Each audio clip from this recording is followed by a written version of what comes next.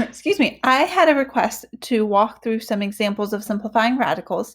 And so I thought I would just create a quick video as a reference for anyone who might be struggling. So when we simplify radicals, the purpose is to create an answer so that our answers all look the same.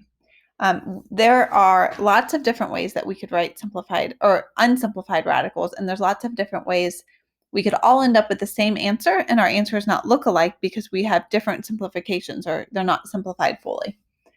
So what we try and do is we try and end up with no perfect square factors of the radicand, which is the number underneath the radical.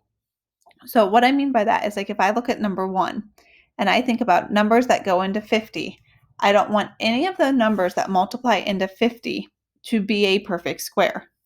So I want to simplify those out as much as possible.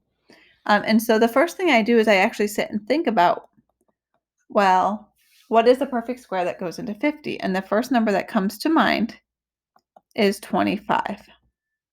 And I know that 50 is the square root of 25 times the square root of 2, or the square root of 50 is the square root of 25 times the square root of 2.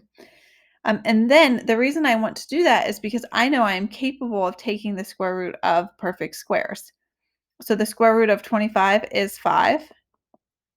So then 5 radical 2 is the simplified version of the square root of 50. Now, something that you want to make sure is that after you simplify, you have fully simplified the number underneath the radical, meaning that there's not a perfect square that goes into the number under the radical. So 2 is not a perfect square, and 2's only factors are 1 and 2. Now, it's possible that your teachers in Algebra 1 or previous math classes made factor trees to do this. And if you want to use the factor tree method, that is 100% okay as well. Number 2, I want to simplify the square root of 80. And the reason I chose this one is because there are multiple perfect squares that go into 80. And you always want to choose the largest in order to do the least amount of work. And so if I think about perfect squares that go into 80, I know that 4 goes into 80, but I also know that 16 goes into 80. So to do the least amount of work, I would choose 16, so the square root of 16, and then the square root of 5 to multiply to get me the square root of 80. However, I also recognize that there's a good chance that maybe you don't choose the biggest on the first try. So I'm actually going to do this question as if I chose 4. Well, I know that 4 times 20 is 80. So the square root of 4 times the square root of 20 is radical 80. Well, then the square root of 4 is 2, and I get 2 radical 20. And I know that this is not fully simplified because when I take a look at 20, I think, oh, I know that there is a perfect square that goes into 20. So I'm going to rewrite that now. So I have 2, that 2 just comes down.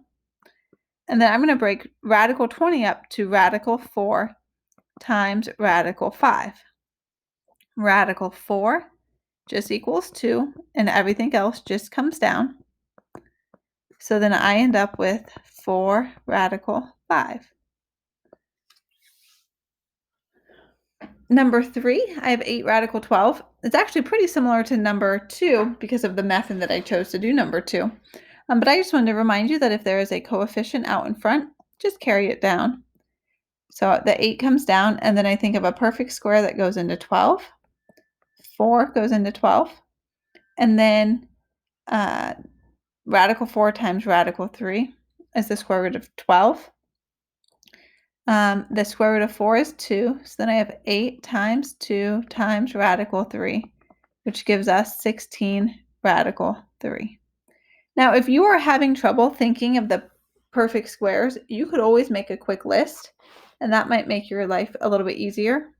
You could do 1 squared, 2 squared, 3 squared, 4 squared, 5 squared, 6 squared, 7 squared, 8 squared, and so forth. And that can help you think of the numbers that might go into what you're trying to simplify. The next one, we have radical 6 times radical 3. Well, radical 6 does not simplify, nor does radical 3. So then we just multiply and we get the square root of 18. However, is there a perfect square that goes into 18? There absolutely is. So then I would get the square root of 9 times the square root of 2, because 9 times 2 is 18, giving me 3 radical 2. Whoops, I wrote the wrong number. 3 radical 2 as my answer. All right, number 5, our last quick example here just for your crash course in radicals. We have 2 radical 6 times 3 radical 8. That's a solid dot. It kind of looks like a circle. You have a little bit of options here. You can simplify radical 8 first if you want, or you can multiply and simplify what you get. It's kind of up to you. I like to multiply first and then simplify once. I'm going to have to simplify a bigger number, but I only have to do that step once. If I simplify right now, simplifying 8 small is easier, but you might have to simplify a second time depending on what your result is. So it's completely up to you. I'm going to go ahead and multiply 2 and 3 to get 6. And then radical 6 times radical 8 is 48. Remember that when you are multiplying, you can change the order of what you're multiplying to make it make sense. So we know what this really says. 2 radical 6 is 2 times radical 6 times 3 times radical 8. So when I'm thinking about this, I'm changing the order in my head. So I'm making it 2 times 3 times radical 6 times radical 8. And those clean up to a nice number. And these clean up to a nice number. And that's how I'm getting that 6 radical 48. All right. So I don't know. That's just, there we go. So now I need a perfect square that goes into 48. 48 is 16 times 3. So I have 6 times the square root of 16 times the square root of 3. I know that 16 is, the square root of 16 is 4. So then I end up with 24 radical 3. When we use these, this is actually a skill that we're going to have to build on a whole lot before we get to Unit 2. We will be simplifying a lot of radicals in Unit 2. And then once we do that, it's fair game the rest of the year. So anytime we are solving quadratics, we also use it. So this is going to come up a lot in the quadratic formula. If you still have questions, you can reach out to me through email, and Khan Academy actually has a lot of practice as well.